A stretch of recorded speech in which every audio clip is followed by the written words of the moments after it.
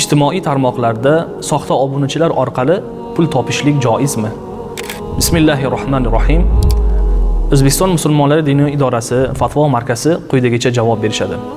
Bugungi kunda ijtimoiy tarmoqlarda ba'zi insonlar tomonidan 100 mingta, 200 mingta yolg'ondan obunachilarimiz bor deb odamlar bilan, boshqa insonlar bilan reklama qilishlik maqsadida shartnomalar tuziladi. Vaholanki u yolg'ondan bo'ladi. Yolg'ondan kommentariyalar yoziladi. Yolg'ondan obunachilar jamlanadi.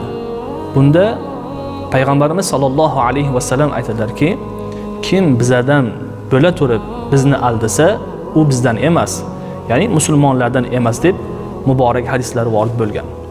Shuning uchun bugungi kunda eng rivojlanib borayotgan ishlardan biri, ya'ni soxta obunachilar orqali, soxta layklar, soxta kommentariyalar yozib, odamlarni o'ziga jalb qilib, o'shani orqasidan tirikchilik qiladigan, o'shani orqasidan obro'larga erishadigan insonlar bilsinlarki, bularning barchasi zulmdir.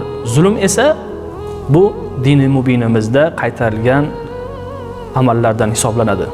Alloh taolo barchalarimizni xayriyatda, yaxshilikda, eng to'g'ri ishlarda inshaalloh bardavom aylagan bo'lsin.